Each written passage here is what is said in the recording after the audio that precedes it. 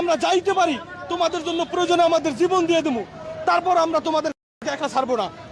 এটার জন্যই আমাদের বাংলাদেশে আজ আমরা একত্রিত হয়েছি। আমরা যেটি জানি এখানে সকল রাজনৈতিক দলের অংশগ্রহণ রয়েছে, কারো ভেদাভেদ কিন্তু কেউ করছে না। এই বিষয়টিকে রাজনৈতিকভাবে এখানে কেউই উপস্থিত হয় না। আমরা মানুষ হিসাবে মানুষের কর্তব্য এবং দায়িত্ব থেকে আমরা এখানে উপস্থিত হয়েছি। কারণ এখানে কোনো রাজনৈতিক ব্যানার নাই, এখানে আমরা এসেছি কোনো রাজনৈতিক পক্ষ থেকে আমরা এখানে আসিনি, মানবতার পক্ষ থেকে এসেছি। রাজনীতিকে তো আমাদের মনের ভিতর ওটা, কিন্তু ওটা হলো মানবিকতা, এজন্য আমরা এসেছি। দর্শক যেমনটি বলছিলেন, এই যে সকল প্রকার রাজনৈতিক দল, কেউ কোনো ভেদাভেদ কিন্তু এখানে মানুষ হিসেবে তারা অংশগ্রহণ করেছেন। সকলের দৃষ্টি আকর্ষণ করছে, ঘোষণাগুলি মনোযোগ সহকারে শুনে মানার বিনয়ের সাথে অনুরোধ করছি।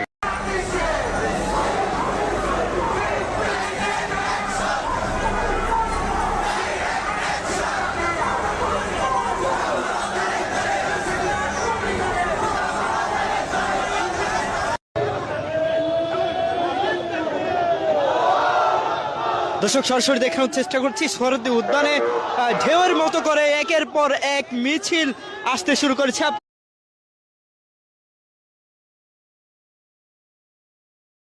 আপনাদের দেখানোর চেষ্টা করছি সরাসরি, এবং আপনাদের যদি জানিয়ে রাখি যে বিকেল 3টার দিকে কিন্তু মূল আনুষ্ঠানিকতার মাধ্যমে শুরু হতে যাচ্ছে মার্চ ফর গাজা। এই মার্চ ফর গাজা সেই অনুষ্ঠানটিকে ঘিরেই সারা দেশ থেকে আগত মুসল্লিরা কিন্তু প্রবেশ করছেন সোহরাওয়ার্দী উদ্যানে, এবং তারা বিভিন্ন স্লোগানে কিন্তু মাতিয়ে রাখছেন এই শাহবাগ চত্বর সহ বাংলা মোটর এবং